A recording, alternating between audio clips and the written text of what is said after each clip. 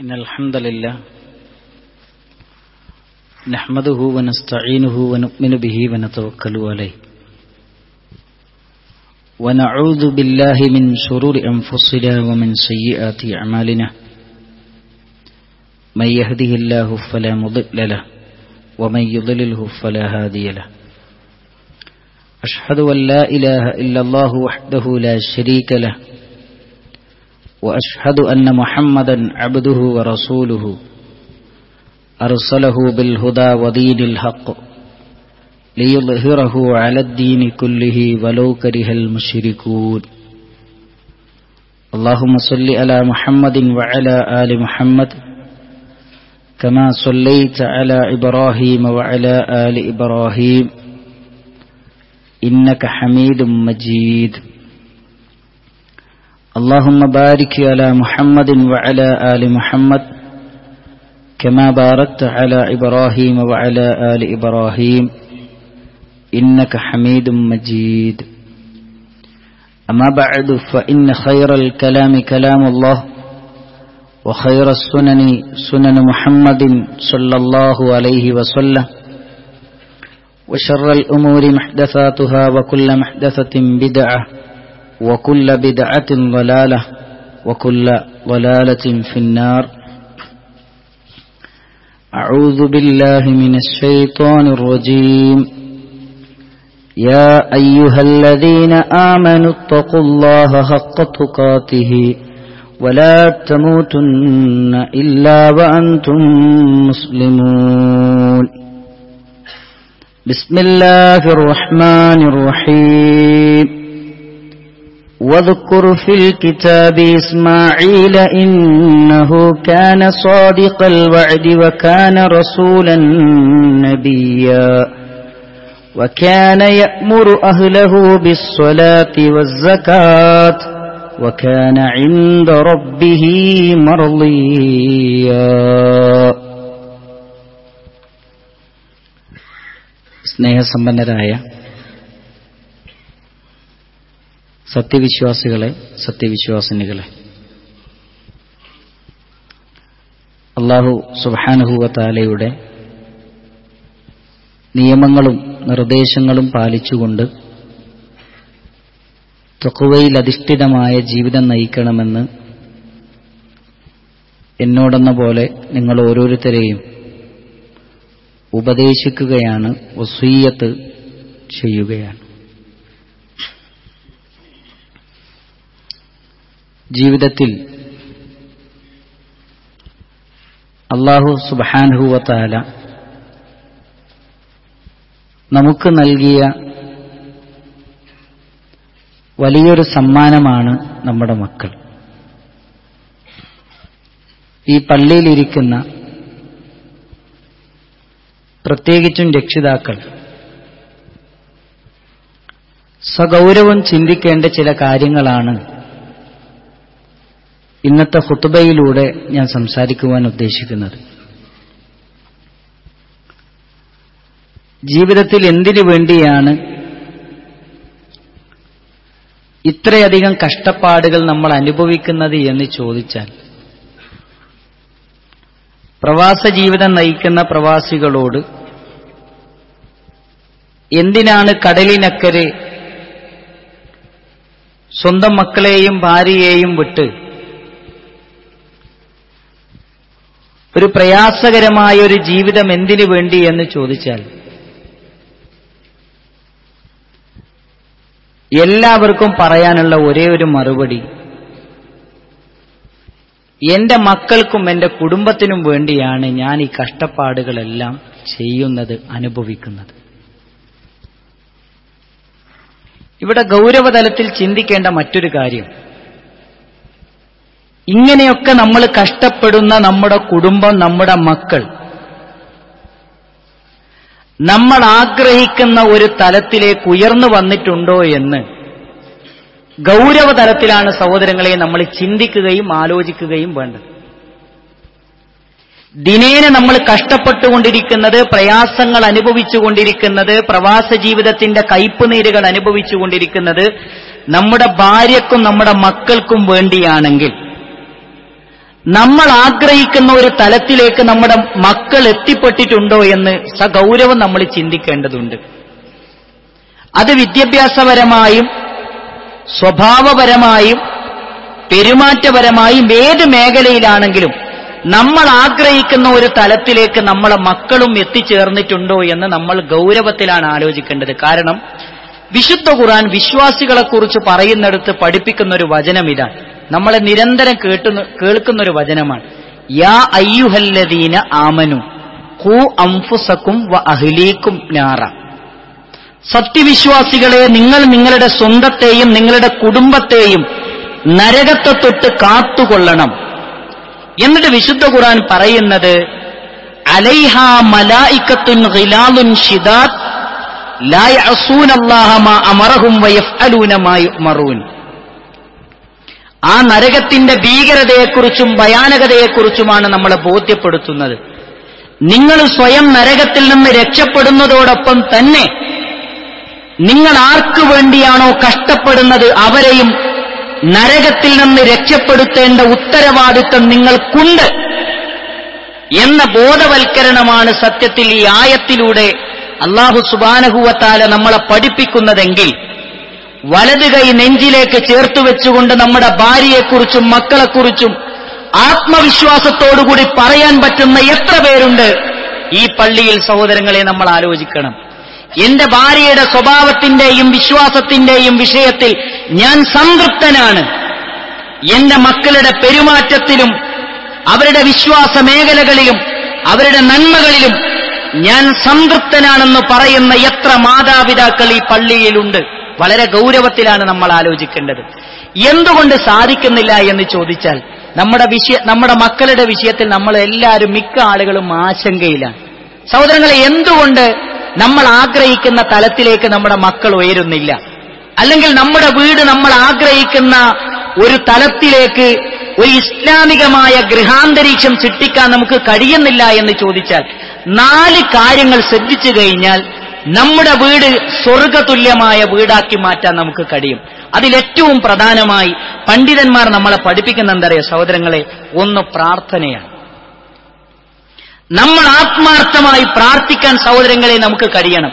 പ്രവാചകന്മാരുടെ ചരിത്രങ്ങളിലൂടെ കയറിപ്പോകുമ്പോൾ, ആ സുന്ദരമായ തീരങ്ങളിലൂടെ സഞ്ചരിക്കുമ്പോൾ പ്രവാചകന്മാര് നടത്തിയ ചില പ്രാർത്ഥനകളുണ്ട്. ആ പ്രാർത്ഥനകൾ മനസ്സിനെ, നമ്മുടെ കണ്ണ് തുറപ്പിക്കുന്ന പ്രാർത്ഥനകളാണ്.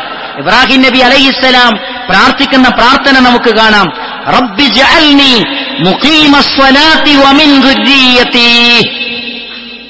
റബ്ബി ജഅൽനി, അല്ലാഹുവേ എന്നെ ആക്കേണമേ, മുഖീമസ്സലാ, നമസ്കാരം നിലനിർത്തുന്നവരുടെ കൂട്ടത്തിൽ എന്നെ ഉൾപ്പെടുത്തണേ അല്ലാ.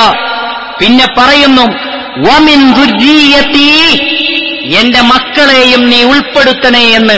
സഹോദരങ്ങളെ, ഈ പ്രാർത്ഥന മുന്നിൽ വെച്ചുകൊണ്ട് രക്ഷിതാക്കളോടാണ് ഞാൻ ചോദിക്കുന്നത്.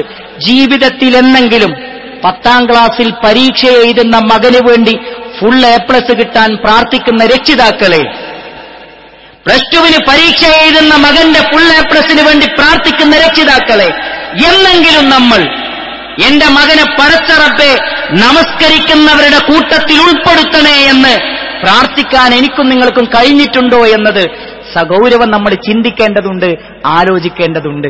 എവിടെയാണ് സഹോദരങ്ങളെ നമുക്ക് അബദ്ധം പറ്റിയത്? ഒന്ന്, നമ്മുടെ പ്രാർത്ഥന. ആ പ്രാർത്ഥനയുടെ വിഷയത്തിൽ നമ്മൾ ഒരുപാട് പിറകിലാണ്. ഇസ്ലാമിക ചരിത്രം പഠിക്കുന്ന സമയത്ത് നമുക്ക് കാണാം, റസൂലുള്ളാഹി സ്വല്ലല്ലാഹു അലൈഹി വസല്ലമ പറയുന്നുണ്ട്, തള്ളപ്പെടാത്ത 3 പ്രാർത്ഥനകളെ പഠിപ്പിച്ചപ്പോൾ മകനെക്കുറിച്ച് പരാതി പറയുന്ന, മക്കളെക്കുറിച്ച് ആശങ്കപ്പെടുന്ന രക്ഷിതാക്കളെ, അള്ളാഹു നമുക്ക് തരുന്ന ഏറ്റവും സുപ്രധാനമായൊരു സമ്മാനമുണ്ട്. അള്ളാഹു തള്ളിക്കളയാത്ത 3 പ്രാർത്ഥനകൾ. ഏതാണ് ആ പ്രാർത്ഥനകൾ എന്നറിയോ? നബി സല്ലല്ലാഹു അലൈഹി വസല്ലമ നമ്മളെ പഠിപ്പിക്കുന്നുണ്ട്, സലാസു ദഅവാത്തിൻ മുസ്തജാബാത്ത് ലാ ശക്ക ഫീഹിന്ന. ഉത്തരം കിട്ടുന്ന 3 പ്രാർത്ഥനകളുണ്ട്. അതിൽ സംശയം തന്നെയില്ല. അത് നിർബന്ധമായി റബ്ബ് നിങ്ങൾക്ക് ഉത്തരം തരും. ഏത് പ്രാർത്ഥനയാണെന്നറിയോ? ഒന്ന്, റസൂലുള്ളാഹി സ്വല്ലല്ലാഹു അലൈഹി വസല്ലമ പഠിപ്പിക്കുന്നു, ദഅവത്തുൽ മദ്ലൂം, ആക്രമിക്കപ്പെട്ടവന്റെ പ്രാർത്ഥന. ആക്രമിക്കപ്പെട്ടവന്റെ പ്രാർത്ഥന. ദില്ലിയുടെ തെരുവോരങ്ങളിൽ വേദനിക്കുന്ന പ്രയാസങ്ങൾ അനുഭവിക്കുന്ന അക്രമത്തിനിരയായ പാവങ്ങളുടെ പ്രാർത്ഥന അത് ആക്രമിക്കപ്പെട്ടവരുടെ പ്രാർത്ഥനയാണ്. ആക്രമിക്കപ്പെട്ടവരുടെ പ്രാർത്ഥന അല്ലാഹു കേൾക്കും, അല്ലാഹു ഉത്തരം തരും. രണ്ടാമത്തെ നബി സല്ലല്ലാഹു അലൈഹി വസല്ലമ പഠിപ്പിച്ചു, വദഅവത്തുൽ വാലിദി അലാ വലദിഹി, വദഅവത്തുൽ വാലിദി അലാ വലദിഹി. പ്രിയപ്പെട്ട ഉമ്മമാരെ, പ്രിയപ്പെട്ട ഉപ്പമാരെ, നബി സല്ലല്ലാഹു അലൈഹി വസല്ലമ പറയുന്നു, നിസ്കാരപ്പായയിൽ നിങ്ങൾ ഇരുന്നുകൊണ്ട് നിങ്ങളുടെ മകന് വേണ്ടി, നിങ്ങളുടെ മകൾക്ക് വേണ്ടി നിങ്ങൾ ദുആ ചെയ്താൽ ആ ദുആ ആത്മാർത്ഥമായിട്ടാണെങ്കിൽ അല്ലാഹു തട്ടിക്കളയുകയില്ല, അല്ലാഹു സ്വീകരിക്കുന്നതാണ്.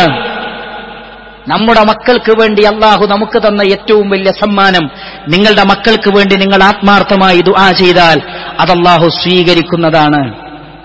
നമ്മളിൽ ഓരോരുത്തരും ചിന്തിക്കേണ്ടതുണ്ട്, ആരോഗ്യപരമായി ഈ ജീവിതത്തിന്റെ പിന്നിൽ, ഒരു നല്ല ജോലി കിട്ടിയതിന്റെ പിന്നിൽ, ഒരു നല്ല ജീവിതം നയിക്കുന്നതിന്റെ പിന്നിൽ, ഒരു നല്ല ഭാര്യയോടൊത്തുള്ള ജീവിതത്തിന്റെ പിന്നിൽ, ഒരു നല്ല വീട് വെക്കാനുള്ള നമ്മുടെ ശക്തമായ പരിശ്രമത്തിന്റെ പിന്നിൽ നമ്മുടെ മാതാവിന്റെ കണ്ണീരൊഴുക്കിയ പ്രാർത്ഥനയുണ്ട് എന്ന ബോധം നമ്മുടെ മനസ്സിന്റെ ഉള്ളകങ്ങളിൽ ഉണ്ടാകണം.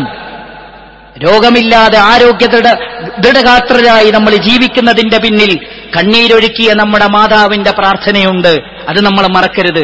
അതാണ് നബി സല്ലല്ലാഹു അലൈഹി വസല്ലമ പറഞ്ഞത്, മക്കൾക്ക് വേണ്ടി നമ്മൾ ദുആ ചെയ്താൽ അല്ലാഹു തട്ടിക്കളയുകയില്ല. അല്ലാഹു സുബ്ഹാനഹു വ തആല ഇബാദുർ റഹ്മാനിന്റെ പ്രാർത്ഥനകളെ പഠിപ്പിച്ചപ്പോ, ഇബാദുർ റഹ്മാൻ അല്ലാഹുവിന്റെ അടിമകളുടെ പ്രാർത്ഥനകളെ കുറിച്ച് പഠിപ്പിച്ചപ്പോൾ, അല്ലാഹുവിന്റെ പരിശുദ്ധമായ ഖുർആനിൽ നമുക്ക് കാണാം, ഇബാദുർ റഹ്മാൻ പ്രാർത്ഥിക്കുകയാണ്, റബ്ബനാ ഹബ് ലനാ മിൻ അസ്വാജിനാ വദുർരിയാതിനാ ഖുർറത അഅ്യുൻ വജഅൽനാ ലിൽമുത്തഖീന ഇമാമ. ജീവിതത്തിൽ എന്നെങ്കിലും പ്രിയപ്പെട്ടവരെ നമ്മളിത് പ്രാർത്ഥിച്ചിട്ടുണ്ടോ? തകരാൻ പോകുന്ന ബിസിനസിനെ കുറിച്ചുള്ള ആശങ്കകളെ കൊണ്ട് ബിസിനസിനെ കുറിച്ച് പ്രാർത്ഥിക്കാറുണ്ട്, ജീവിതത്തിൽ വരുന്ന പ്രയാസങ്ങളെ കുറിച്ച് പ്രാർത്ഥിക്കാറുണ്ട്, ജീവിതത്തിന്റെ മുന്നിലുള്ള പ്രതിബന്ധങ്ങളെക്കുറിച്ച് നമ്മൾ പ്രാർത്ഥിക്കാറുണ്ട്, ജീവിതത്തിൽ ഒരുപാട് മേഖലകളിൽ നമ്മൾ അനുഭവിക്കേണ്ടി വരുന്ന പ്രയാസങ്ങളെക്കുറിച്ച് പ്രാർത്ഥിക്കാറുണ്ട്. എന്നെങ്കിലും ഭാര്യയെക്കുറിച്ച്, മക്കളെക്കുറിച്ച്, അല്ലാഹുവിന്റെ യഥാർത്ഥ അടിയാന്മാർ പ്രാർത്ഥിക്കുന്ന പ്രാർത്ഥന, റബ്ബനാ ഹബ് ലനാ മിൻ അസ്വാജിനാ വദുർരിയാതിനാ ഖുർറത അഅ്യുൻ വജഅൽനാ ലിൽമുത്തഖീന ഇമാമ. അല്ലാഹുവേ, എന്റെ ഭാര്യമാരിൽ നിന്നും സന്തതികളിൽ നിന്നും എനിക്ക് കൺകുളിർമ പ്രദാനം ചെയ്യണേ. വജഅൽനാ ലിൽമുത്തഖീന ഇമാമ. ഞങ്ങളെയും ഞങ്ങളുടെ മക്കളെയും മുത്തഖീങ്ങളുടെ ഇമാമാക്കണേ അല്ലാഹ്.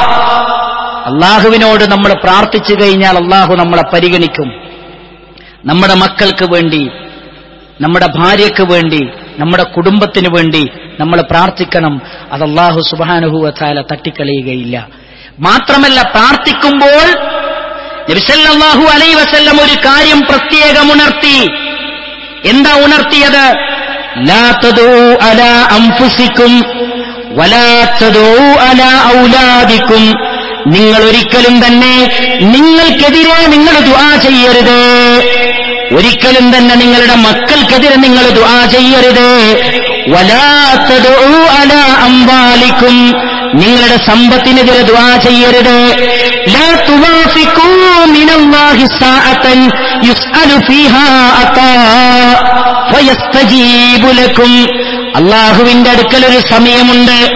ആ സമയത്ത് ആരെങ്കിലും റബ്ബിനോട് ദുആ ചെയ്തു കഴിഞ്ഞാൽ ഫയസ്തജീബു ലക്കും, അവൻ നിങ്ങളുടെ പ്രാർത്ഥനയ്ക്ക് ഉത്തരം ചെയ്യുന്നതാണ്.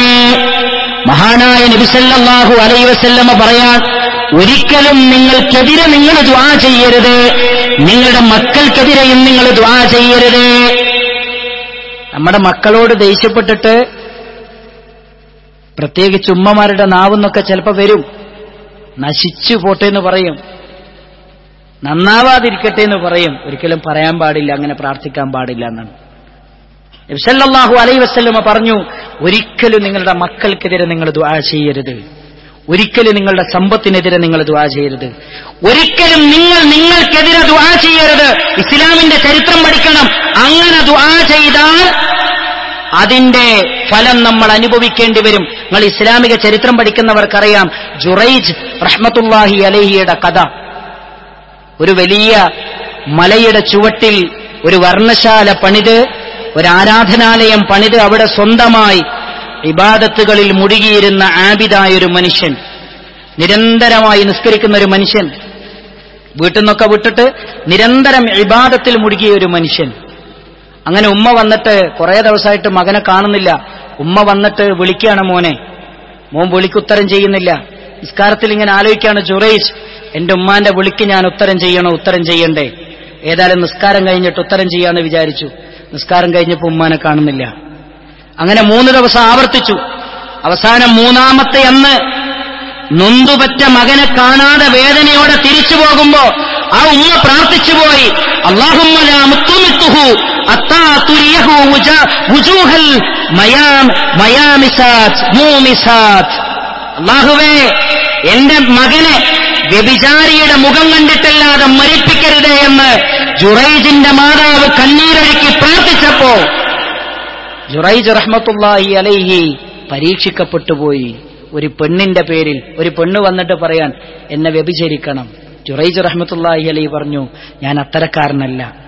അവൾ ഒരാട്ടിടയനുമായി വ്യഭിചരിക്കുകയും അങ്ങനെ കുട്ടിയുണ്ടാവുകയും ചെയ്തു. ആളുകളൊക്കെ ചോദിച്ചു, ഇതാരുടെ കുട്ടിയാണ്? ഇതാ ജുറൈജിന്റെ കുട്ടിയാണെന്ന് പറഞ്ഞു. ആളുകൾ വന്നു, ജുറൈജ് റഹ്മത്തുള്ളാഹി അലൈഹി അടിച്ചു, തുരുതുര അടിച്ചു. അദ്ദേഹത്തിന്റെ വർണ്ണശാല തകർത്തു കളഞ്ഞു. അദ്ദേഹത്തിനെതിരെ ശക്തമായ പ്രക്ഷോഭം ആ നാട്ടിൽ ഉയർന്നു വന്നു. അവസാനം അദ്ദേഹം ചോദിച്ചു, എന്തിനു വേണ്ടിയാണ് എന്നെ നിങ്ങൾ ഇങ്ങനെ ക്രൂരമായി ആക്രമിക്കുന്നത്? ആളുകൾ പറഞ്ഞു, നിങ്ങളാണ് ആ പെണ്ണിനെ വഴിപഴപ്പിച്ചത്. അവര് പറഞ്ഞു, ഞാനല്ല. അവസാനം ആ കുട്ടിയോട് ചോദിച്ചു, ആരാണ് കുട്ടി? നിന്റെ പിതാവ്. കുട്ടി സംസാരിച്ച 3 സംഭവങ്ങളിൽ ഒരു സംഭവമാണ് ജുറൈജ് റഹ്മത്തുള്ളാഹി അലൈഹിയുടെ സംഭവം. ആ കുട്ടിയോട് ചോദിച്ചപ്പോൾ കുട്ടി പറഞ്ഞു, ആട്ടിടയനാണ്. നിങ്ങൾ നോക്ക്, ഒരു ആബിദായ മനുഷ്യനെ വരെ പരീക്ഷിക്കപ്പെട്ടു. എന്തിന്റെ പേരില? സ്വന്തം മാതാവിന്റെ പ്രാർത്ഥനയുടെ പേരിൽ.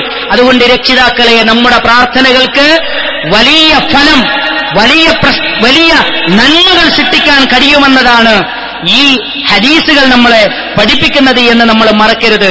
അതുകൊണ്ട് ഏറ്റവും സുപ്രധാനമായി നമ്മുടെ മക്കൾക്ക് വേണ്ടി, നന്മക്ക് വേണ്ടി പ്രാർത്ഥിക്കാൻ നമുക്ക് സാധിക്കേണ്ടതുണ്ട്. 2ാമത്തെ കാര്യം, നമ്മുടെ മക്കളെ നമ്മൾ പഠിപ്പിക്കേണ്ട 1ാമത്തെ കാര്യം ലാ ഇലാഹ ഇല്ലല്ലാഹ്, തൗഹീദ് പഠിപ്പിക്കാനും ശിർക്ക് അവരിൽ വരാതിരിക്കാൻ അവരെ ബോധ്യപ്പെടുത്താനും നമ്മൾ ഓരോരുത്തരും ബാധ്യസ്ഥരാണ്. നബി സല്ലല്ലാഹു അലൈഹി വസല്ലമ ലുഖ്മാനുൽ ഹകീം തന്റെ മകന് നൽകിയ ഉപദേശം പരിശുദ്ധ ഖുർആനിലൂടെ പഠിപ്പിച്ചു തരുന്നുണ്ട്. നമ്മുടെ മക്കൾക്ക് കൊടുക്കേണ്ട ഉപദേശം ഇതാണ്. വഇദ് ഖാല ലുഖ്മാനു ലിബ്നിഹി, ലുഖ്മാൻ അലൈഹിസ്സലാം തന്റെ മകന് കൊടുത്ത 1ാമത്തെ ഉപദേശം എന്താണ്? യാ ബുനയ്യ ലാ തുശ്രിക് ബില്ലാഹ്, മോനെ നീ അല്ലാഹുവിൽ പങ്കുചേർക്കരുത്. ഇന്ന ശിർക ലദുൽമുൻ അദീം, ശിർക്ക് വലിയ പാതകമാണ് മോനെ എന്ന് മഹാനായ ലുഖ്മാൻ അലൈഹിസ്സലാം തന്റെ മകന് കൊടുക്കുന്ന ഉപദേശം. ഏകനായ സർവാധിനാഥനായ റബ്ബിനെ പരിചയപ്പെടുത്തി നമ്മുടെ ഇബാദത്തുകൾ, നമ്മുടെ പ്രാർത്ഥനകൾ, നമ്മുടെ നേർച്ച വഴിപാടുകളെല്ലാം അർപ്പിക്കേണ്ടത് അല്ലാഹു സുബ്ഹാനഹു വ തആലയിൽ മാത്രമാണ്. ഒരു സൃഷ്ടികളോടും പ്രാർത്ഥിക്കരുത്, ഒരു സൃഷ്ടികൾക്കും നേർച്ച വഴിപാടുകൾ അർപ്പിക്കരുത്. അല്ലാഹുവിൽ മാത്രമേ സത്യം ചെയ്യാൻ പാടുള്ളൂ എന്ന ഇബാദത്തിന്റെ മുഴുവൻ ഇനങ്ങളും അല്ലാഹുവിൽ മാത്രമെന്ന തൗഹീദ്, അത് നമ്മുടെ മക്കൾക്ക് പഠിപ്പിച്ചു കൊടുക്കാൻ കഴിയേണ്ടതുണ്ട്. നിങ്ങൾ നോക്കൂ, ഇബ്രാഹിം നബി അലൈഹിസ്സലാമിന്റെ ചരിത്രം പഠിക്കുന്നിടത്ത്, യാക്കൂബ് നബി അലൈഹിസ്സലാമിന്റെ ചരിത്രം പഠിക്കുന്നിടത്ത് നമുക്ക് കാണാൻ കഴിയും, അവരെല്ലാവരും മക്കൾക്ക് കൊടുക്കുന്ന ഏറ്റവും സുപ്രധാനമായ മൂല്യവത്തായ ഉപദേശമേതാണ്? ഇബ്രാഹിം നബി അലൈഹിസ്സലാം ഉപദേശം നൽകി, ബനി, തന്റെ മക്കൾക്ക് ഉപദേശം നൽകി. യാക്കൂബ് നബി അലൈഹിസ്സലാം, യാ ബനിയ ഇന്നല്ലാഹ അസ്തഫാ ലകുമുദ്ദീൻ, അല്ലാഹു നിങ്ങൾക്ക് ഈ ദീനിനെ തെരഞ്ഞെടുത്തു തന്നിരിക്കുന്നു. ഫലാ തമൂതുന്ന ഇല്ലാ വഅൻതും മുസ്ലിമൂൻ, നിങ്ങൾ മുസ്ലിങ്ങളായിക്കൊണ്ടല്ലാതെ മരിക്കരുത്, നിങ്ങൾ മുസ്ലിങ്ങളായിക്കൊണ്ടല്ലാതെ മരിക്കരുത്. എന്നിട്ട് പറയാൻ, അം കുൻതും ശുഹദാ ഇദ് ഹദറ യാക്കൂബൽ മൗത്ത്, യാക്കൂബ് നബി അലൈഹിസ്സലാം മരണത്തോട് മല്ലടിച്ചു കിടക്കുന്ന സന്ദർഭത്തിലാണ്. ആ സമയത്ത് ഇത് ഖാല ലിബനീ, തന്റെ മക്കളെ വിളിച്ചുകൊണ്ട് പറയുകയാണ്, മാ തഅബുദൂന മിൻ ബഅദീ, എന്റെ കാലശേഷം നിങ്ങൾ ആരെയാണ് ആരാധിക്കുന്നത്? സ്വന്തം മക്കളെ മരണത്തിന്റെ കടക്കയിൽ കടന്നുകൊണ്ട് അവസാനമായി വസിയ്യത്ത് പറയുകയാണ്, എന്റെ മരണശേഷം നിങ്ങൾ ആരെയാണ് ഇബാദത്ത് ചെയ്യുന്നത് മക്കളെ? ഉടനെ തന്നെ മക്കൾ പറയുന്നു, നഅബുദു ഇലാഹക വ ഇലാഹ ആബാഇക ഇബ്രാഹീമ വ ഇസ്മാഈല വ ഇസ്ഹാഖ ഇലാഹം വാഹിദാ. ഞങ്ങൾ ആരാധിക്കുന്നത് നിങ്ങൾ ആരെയാണോ ആരാധിച്ചിരുന്നത് അവനെയാണ് ഞങ്ങൾ ആരാധിക്കുന്നത്. നിങ്ങളുടെ പൂർവ്വപിതാക്കളായ ഇബ്രാഹിം നബി അലൈഹിസ്സലാം, ഇസ്മായിൽ നബി അലൈഹിസ്സലാം, ഇസ്ഹാഖ് നബി അലൈഹിസ്സലാം ആരാധിച്ച ഏകനായ സർവാധിനാഥനായ റബ്ബില്ലേ, അവനെയാണ് ഞങ്ങൾ ആരാധിക്കുന്നത്. വനഹ്നു ലഹു മുസ്ലിമൂൻ, വനഹ്നു ലഹു മുസ്ലിമൂൻ, ഞങ്ങളെല്ലാവരും അവന് കീഴടങ്ങുന്നവർ തന്നെയാണ്. മരിക്കുന്ന നേരത്ത് പോലും മക്കളോട് പറയുന്നത് സ്വത്തിന്റെ കണക്കിനെക്കുറിച്ചല്ല, പറമ്പിന്റെ കണക്കിനെക്കുറിച്ചല്ല, ഓഹരി വെക്കാനുള്ള പണത്തിന്റെ ആധിക്യത്തെക്കുറിച്ചല്ല. മക്കളെ, ഞാൻ മരിച്ചാലും നിങ്ങളെ ആരാധിക്കും? മക്കളെ, നിങ്ങൾ ആരെ ആരാധിക്കും? മക്കള് തൗഹീദിന്റെ വിഷയത്തിൽ വഴിതെറ്റിപ്പോകുമോ എന്ന പേടിയാൻ പ്രിയപ്പെട്ടവരെ നമുക്കും വേണം. അതുകൊണ്ടാണ് നബി സല്ലല്ലാഹു അലൈഹി വസല്ലമ കുഞ്ഞുമക്കളെ കാണുമ്പോൾ വരെ അല്ലാഹുവിന്റെ റസൂല് പറയുന്നത്, യാ ഗുലാം, അല്ലയോ പൊന്നുമക്കളെ, ഇഹ്ഫദില്ലാഹ് തജിദുഹു തുജാഹക, നീ അല്ലാഹുവിനെ സൂക്ഷിക്കണേ, അല്ലാഹുവിന്റെ സഹായം നിനക്കുണ്ടാകുന്നതാണ്. വഇദാ സഅൽത ഫസ്അലില്ലാഹ്, നീ എന്ത് ചോദിക്കുകയാണെങ്കിലും റബ്ബിനോട് ചോദിക്കണേ. വഇദസ്തഅൻത ഫസ്തഇൻ ബില്ലാഹ്, നീ എന്ത് സഹായം തേടുകയാണെങ്കിലും അല്ലാഹുവിനോട് സഹായം തേടണേ. റസൂലുള്ളാഹി സ്വല്ലല്ലാഹു അലൈഹി വസല്ലമ ചെറിയ മക്കളെ പഠിപ്പിച്ചു കൊടുക്കാൻ, തൗഹീദ് പഠിപ്പിച്ചു കൊടുക്കാൻ, ഇബാദത്ത് പഠിപ്പിച്ചു കൊടുക്കാൻ. നീ എന്ത് സഹായം തേടുകയാണെങ്കിലും കാര്യകാരണ ബന്ധങ്ങൾക്കതീതമായി അഭൗതികമായ മാർഗത്തിലൂടെ നമ്മെ സഹായിക്കാനും നമുക്ക് ഉപദ്രവം വരുത്താനും കഴിവുള്ളവൻ അല്ലാഹു സുബ്ഹാനഹു വ തആല മാത്രമാണ്. അതുകൊണ്ട് റബ്ബിനെ മാത്രമേ അഭൗതികമായി ഭയപ്പെടാൻ പാടുള്ളൂ, അവനിൽ നിന്ന് മാത്രമേ നന്മകൾ പ്രതീക്ഷിക്കാൻ പാടുള്ളൂ എന്ന അടിസ്ഥാനപരമായ തൗഹീദിന്റെ വാചകങ്ങൾ നമ്മുടെ മക്കളെ പഠിപ്പിക്കാൻ നമുക്ക് കഴിയണം. ഇനി മൂന്നാമതായി നമ്മൾ ശ്രദ്ധിക്കേണ്ടത്, മഹാന്മാരായ പണ്ഡിതന്മാർ നമ്മളെ പഠിപ്പിക്കുന്നു, നമസ്കാരം കൽപ്പിക്കാൻ നമുക്ക് കഴിയണം. നമ്മുടെ മക്കളെ നമസ്കാരം പഠിപ്പിക്കാൻ പറ്റണം. വിശുദ്ധ ഖുർആനിൽ അല്ലാഹ് പറയുന്നുണ്ട്, വഅ്മുർ അഹ്ലക ബിസ്സലാഹ്, നിങ്ങൾ നിങ്ങളുടെ കുടുംബത്തോട് നമസ്കാരം കൽപ്പിക്കണമെന്ന് മഹാനായ റസൂലുള്ളാഹി സ്വല്ലല്ലാഹു അലൈഹി വസല്ലമ പരിശുദ്ധമായ ഖുർആനിലൂടെ പഠിപ്പിക്കുന്നുണ്ട്. മാത്രമല്ല, വിശുദ്ധ ഖുർആനിലെ അല്ലാഹു സുബ്ഹാനഹു വ തആല പറയുന്ന മറ്റൊരു വചനം കാണാം, വദ്കുർ ഫിൽ കിതാബി ഇസ്മാഈൽ, അല്ലാഹുവിന്റെ വേദഗ്രന്ഥത്തിൽ ഇസ്മായിൽ നബി അലൈഹിസ്സലാമിനെ കുറിച്ച് നിങ്ങൾ ഓർക്കണം. എന്താണ് പറയുന്നത്? ഇന്നഹു കാന സ്വാദിഖൽ വഅദി വകാന റസൂലൻ നബിയ്യ, അദ്ദേഹം കരാറുകൾ സത്യസന്ധമായി പൂർത്തീകരിക്കുന്നവരും അല്ലാഹുവിന്റെ റസൂലും നബിയുമാണ് ഇസ്മായിൽ അലൈഹിസ്സലാം. എന്നിട്ട് പറയുന്നു, വകാന യഅ്മുറു അഹ്ലഹു ബിസ്സലാഹ്, അദ്ദേഹത്തിന്റെ ഏറ്റവും പ്രധാനപ്പെട്ട പ്രത്യേകത, അദ്ദേഹം തന്റെ കുടുംബത്തെ നമസ്കാരം കൊണ്ട് കൽപ്പിക്കുമായിരുന്നു. നമസ്കാരം കൊണ്ട് കൽപ്പിക്കുമായിരുന്നു. മാത്രമല്ല, ഈ ആയത്തിനെ വിശദീകരിച്ചിട്ട് പറയുന്നിടത്ത് കാണാം, ഫഅമറഹു ബിഇഖാമത്തിസ് സ്വലാഹ്, അവരോട് നിസ്കാരം നിലനിർത്തുവാൻ വേണ്ടി മഹാനായ ഇസ്മായിൽ നബി അലൈഹിസ്സലാം കൽപ്പിക്കുമായിരുന്നു. നബി സല്ലല്ലാഹു അലൈഹി വസല്ലമ നമ്മളെ പഠിപ്പിച്ചു, മുറു ഔലാദകും ബിസ്സലാഹ് ലിസബഇൻ, 7 വയസ്സായാൽ നിസ്കരിക്കാൻ നമ്മുടെ മക്കളോട് നമ്മൾ കൽപ്പിക്കണം. വളിരിബൂഹും അലൈഹാ ലിഅശരിൻ, 10 വയസ്സായാൽ നിസ്കരിച്ചില്ലെങ്കിൽ അവരെ നമ്മൾ അടിക്കണം. പഠിച്ചിട്ടില്ലെങ്കിൽ നമ്മൾ അടിക്കും. വേറെ എന്തിനും നമ്മൾ അടിക്കും. നിസ്കരിച്ചിട്ടില്ലെങ്കിൽ അടിക്കാൻ പറഞ്ഞ മേഖല ഏതാ? അടിക്കാൻ അനുവാദം നൽകിയ മേഖല ഏതാണ്? നിസ്കരിച്ചിട്ടില്ലെങ്കിൽ നമ്മുടെ മക്കളെ നമ്മൾ അടിക്കേണ്ടി വരും, അദബ് പഠിപ്പിക്കാൻ അടിക്കേണ്ടി വരും. അതിലേറ്റവും സുപ്രധാനമാണ് നമസ്കാരമെന്ന് മഹാനായ റസൂലുള്ളാഹി സ്വല്ലല്ലാഹു അലൈഹി വസല്ലമ പഠിപ്പിക്കുന്നുണ്ട്. അതുകൊണ്ട് നമസ്കാരത്തിന്റെ വിഷയം നമ്മൾ ശ്രദ്ധിക്കണം. മഹാനായ അബ്ദുല്ലാഹി ഇബ്നു മസ്ഊദ് റളിയല്ലാഹു അൻഹു പറയുന്നുണ്ട്, നിങ്ങളുടെ മക്കൾ പിഴച്ചു പോകാതിരിക്കണമെങ്കിൽ ഏറ്റവും സുപ്രധാനമായി അള്ളാഹുവിന്റെ പള്ളിയിൽ നിന്ന് ബാങ്കിന്റെ വിളി കേട്ട് ആ വിളിക്കുത്തരം നൽകി പള്ളിയിൽ ചെന്ന് നിസ്കരിച്ചാൽ നാളെ മുസ്ലിമായി റബ്ബിനെ കണ്ടുമുട്ടാൻ നിങ്ങൾക്ക് കഴിയും.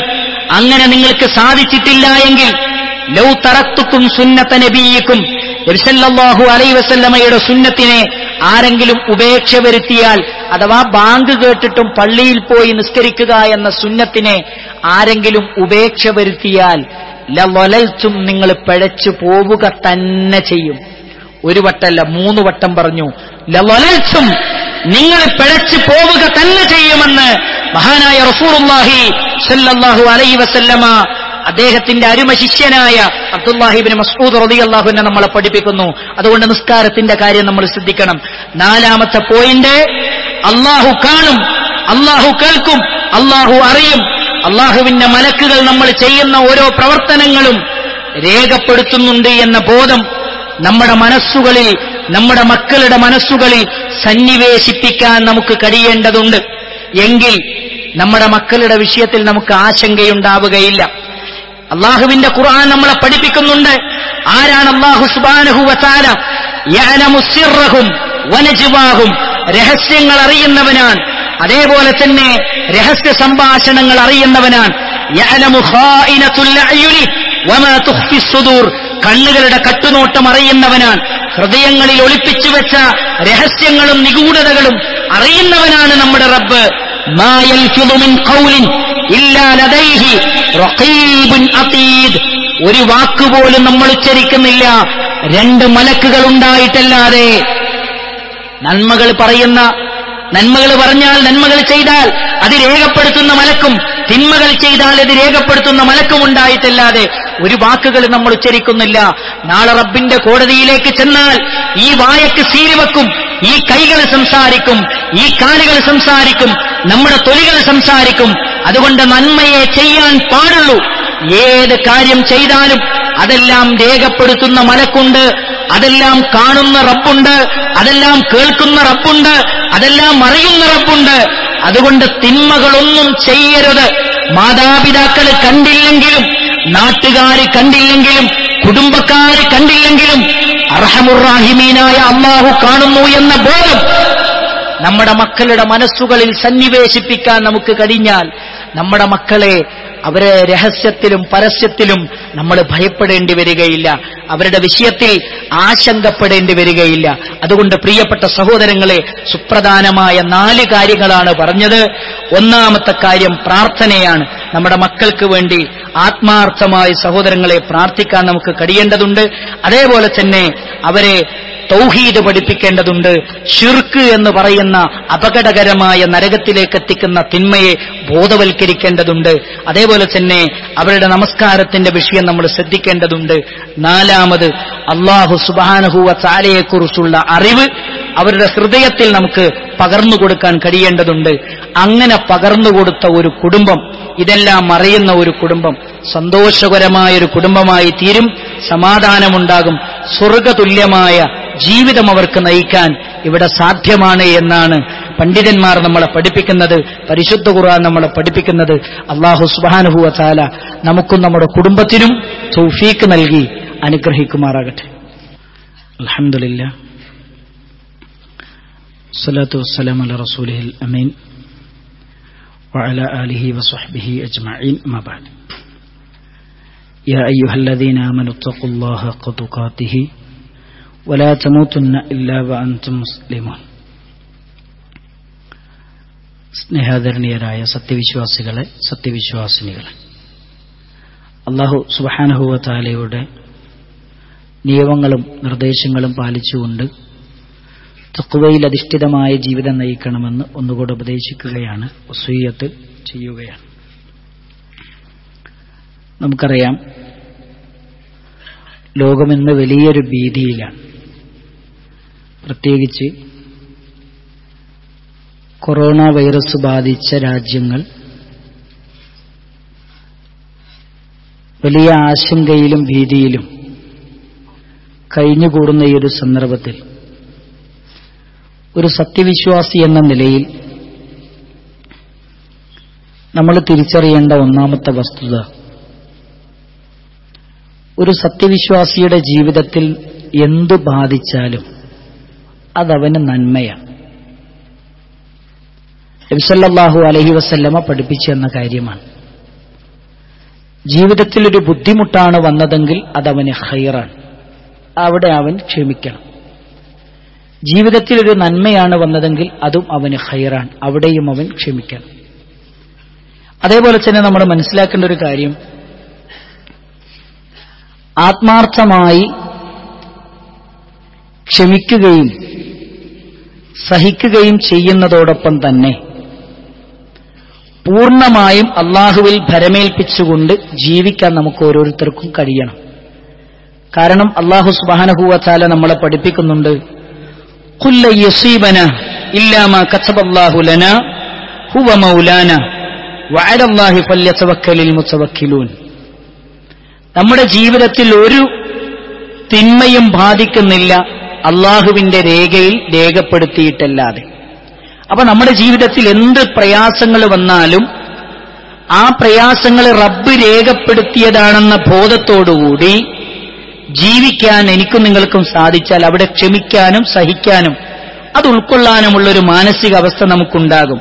മാത്രമല്ല, ഇപ്പൊ രോഗത്തെക്കുറിച്ചൊക്കെ പറയുമ്പോൾ ഭീതിയോടുകൂടി കാണുക എന്നതിനപ്പുറം നമ്മൾ ഗൗരവതലത്തിൽ കാണേണ്ട ഒരു വിഷയം മുൻകരുതലുകളാണ് ശരിക്കും ഭീതിയേക്കാളും നമ്മളിൽ ഉണ്ടാകേണ്ടത്. വിശുദ്ധ ഖുർആൻ പറയുന്നത് ഖുദൂ ഹിദ്റക്കും, നിങ്ങൾ മുൻകരുതലുകൾ സ്വീകരിക്കണമെന്നാണ് പരിശുദ്ധ ഖുർആൻ നമ്മളെ പഠിപ്പിക്കുന്നത്. അതുകൊണ്ട് തന്നെ ഏറ്റവും സുപ്രധാനമായ മുൻകരുതലുകളായി ഗവൺമെന്റ് പറയുന്ന, നിയമപാലകർ നമ്മളോട് മുന്നോട്ട് വെക്കുന്ന മുൻകരുതലുകളായി ശ്രദ്ധിക്കേണ്ട കാര്യങ്ങൾ എന്താണോ പറയുന്നത് അതെല്ലാം ശ്രദ്ധിക്കാനും ഉൾക്കൊള്ളാനും നമ്മൾ ഗൗരവത്തിലെടുക്കാനും നമുക്ക് സാധിക്കേണ്ടതുണ്ട് എന്നാണ് പണ്ഡിതന്മാർ ഈ വിഷയത്തെക്കുറിച്ച് നമ്മളെ ബോധ്യപ്പെടുത്തുന്നത്. മാത്രമല്ല, ഏത് വിഷയത്തിലും നമുക്കൊരു പരിചയമായി ആയുധമായി അള്ളാഹു തന്നത് പ്രാർത്ഥനയാണ്.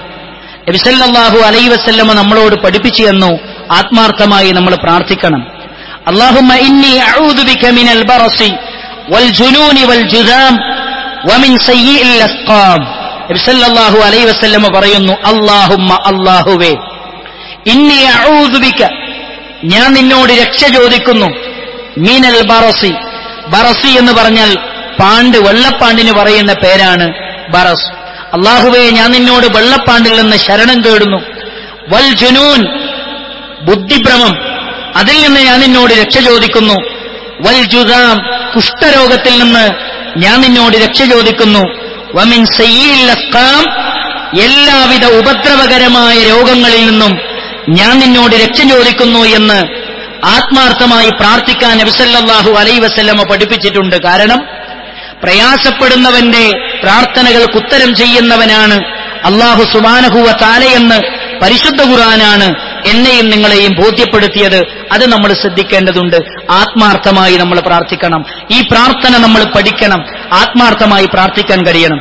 മൂന്നാമതൊരു കാര്യം നമ്മൾ ശ്രദ്ധിക്കേണ്ടത്, ഇത്തരം പകർച്ചവ്യാധികൾ നമ്മുടെ സമൂഹത്തിൽ വ്യാപിക്കുമ്പോൾ നമ്മൾ ശ്രദ്ധിക്കേണ്ട ഒരു കാര്യം, ഏതൊരു നാട്ടിലാണോ പകർച്ചവ്യാധിയുള്ളത് ആ നാട്ടിൽ നിന്ന് മറ്റൊരു നാട്ടിലേക്ക് യാത്ര ചെയ്യാൻ പാടുള്ളതല്ല.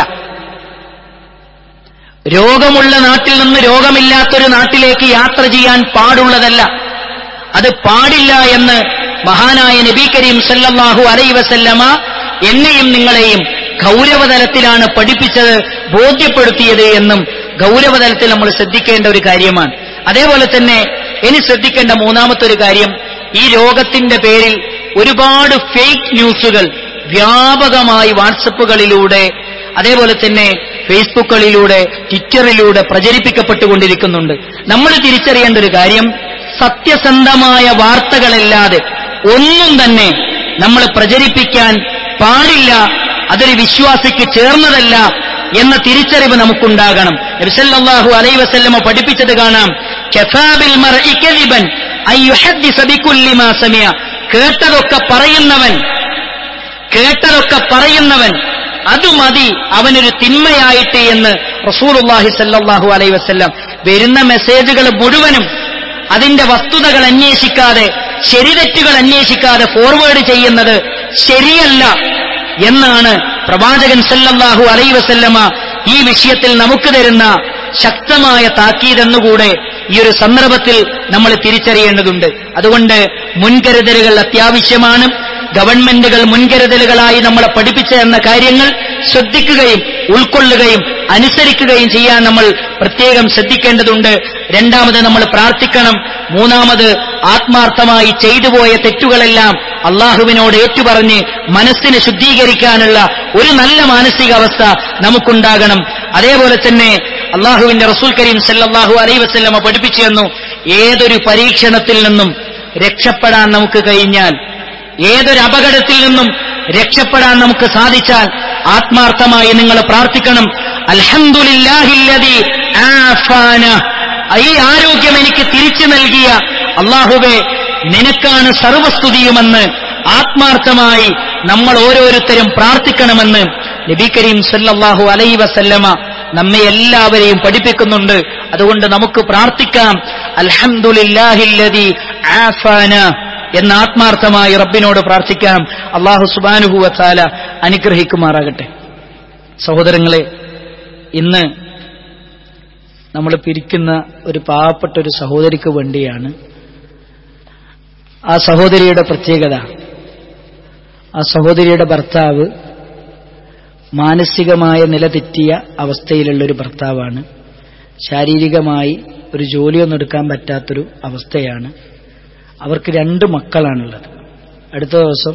കഴിഞ്ഞ ദിവസം നമ്മുടെ ദാറുൽ ഖുർആന്റെ ഓഫീസിൽ ആ 2 മക്കളെയും കൂട്ടി വന്നിരുന്നു. സത്യം, ആ 2 മക്കളും ബുദ്ധിമാന്ദ്യം സംഭവിച്ച പൂർണ്ണ ആരോഗ്യവാന്മാരല്ലാത്ത കുട്ടികളാണ്. സത്യത്തിൽ അവർ 2 പേര് കയറി വരുന്ന സമയത്ത് നമ്മുടെ ഓഫീസിലുണ്ടായിരുന്ന സ്റ്റാഫ് പറയുന്നു, സത്യത്തിൽ കണ്ണെന്ന് കണ്ണീര് വരുന്നൊരു കാഴ്ചയാണ് ആ മക്കളെയും കൊണ്ടുവരുന്നത്. നിങ്ങൾ ആലോചിച്ചു, ഒരു ബുദ്ധിമാന്ദ്യം ബാധിച്ചൊരു കുട്ടീനെ തന്നെ നമുക്ക് നോക്കാൻ പറ്റൂല.